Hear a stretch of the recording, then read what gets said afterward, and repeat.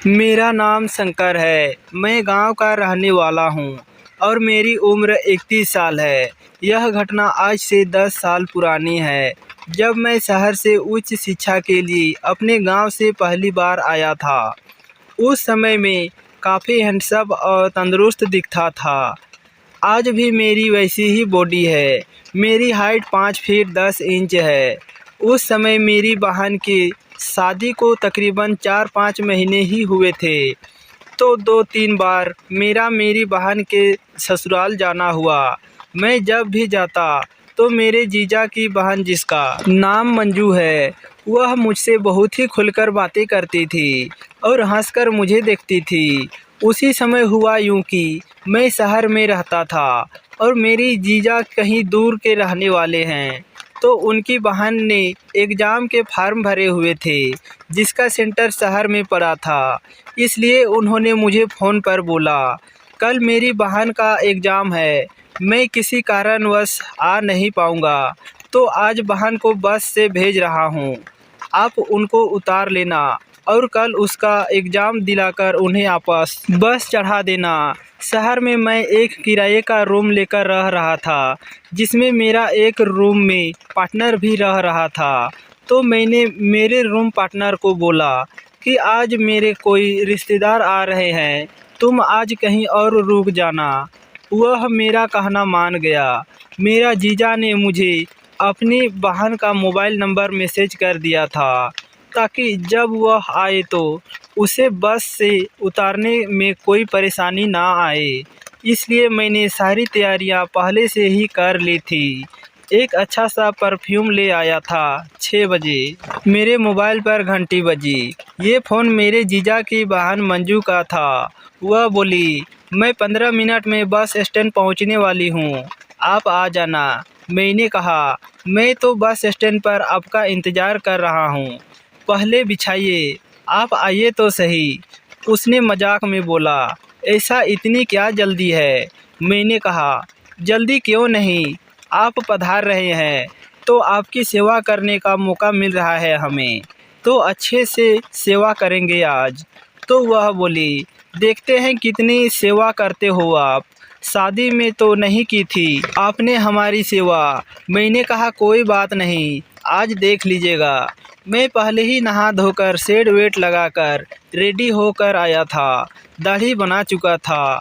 थोड़ी देर में bus stand पर जब मैं इंतज़ार कर रहा था, तो उनकी बस पहुंच गई। वह लाल सूट में बहुत ही शानदार और प्यारी लग रही थी। बस से उतरते ही मैंने मंजू से हाथ मिलाया और उससे बोला, आपका स्वागत है। और वहां से हम टैक्सी करके रूम पर आ गए।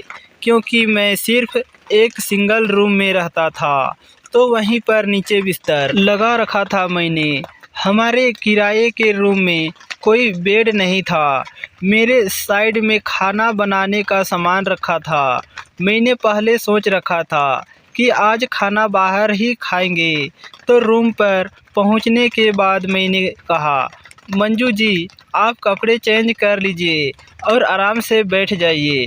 आपको पढ़ाई करनी हो तो थोड़ी देर पढ़ाई कर लीजिए, फिर आज खाना बाहर खाने जाएंगे। मंजू बोली, मैंने तो पढ़ाई पहले से कर रखी है, अभी तो आपसे बातें करनी है। आज चलो पहले खाना ही खा आते हैं, आपस आकर ही चेंज कर लूँगी। हम दोनों ने शादी की पुरानी बातें याद करते करते ही आपस में एक ढाबे पर खाना खाया और फिर खाना खाकर आपस आ गए रूम में। मंजू ने बाथरूम में जाकर अपने कपड़े चेंज किए। वह टी शर्ट और पैजामा पहन के बाहर आई। टी शर्ट में मंजू के बॉल को देखकर मैं तो शौक हो गया।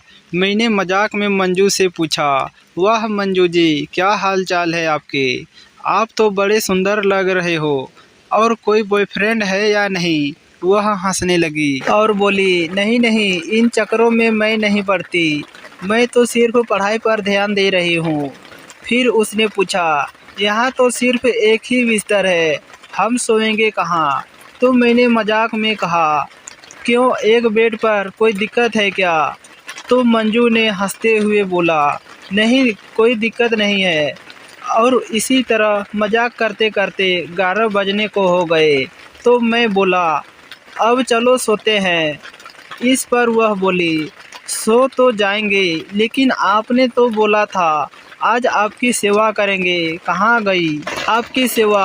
आप हमेशा ऐसे ही बोलते हो, सिर्फ बातें आती है आपको, या कुछ करना भी आता है? मैं बोला, चलो आप बताइए क्या करना है? तो मंजू बोली, चलो आप इतना ही कह रहे हो तो थोड़ी देर पैर ही दबा दीजिए, मैं सफ़र करके आई हूँ, थक गई हूँ। अब वह खुलकर बातें करने लगे। फिर मैंने देरी ना करते हुए उसके पैरों के साथ साथ पैरों के बीच में भी दबाने लगा, और शायद मंजू भी यही चाह रही थी।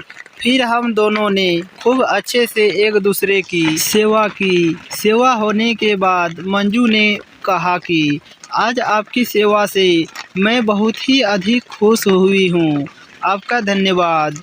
फिर वो सब के बाद हम दोनों सो गए, और सुबह उठकर वो अपने पेपर देने चली गई।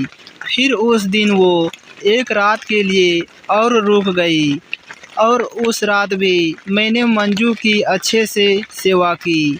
फिर अगले दिन वो अपने घर चली गई। दोस्तों, यह कहानी आपको कैसी लगी है कमेंट करके हमें ज़रूर बताइए। वीडियो को लाइक करें और हमारे यूट्यूब चैनल को सब्सक्राइब करें। साथ ही घंटी को दबाकर ऑल पर सेट कर लीजिए, ताकि हमारे आने वाले वीडियो का नोटिफिकेशन आप तक तुरंत पहुंचे। तो दोस्तों, मिलता हूं आपसे अगले वीडियो में, तब तक के लिए धन्यवाद।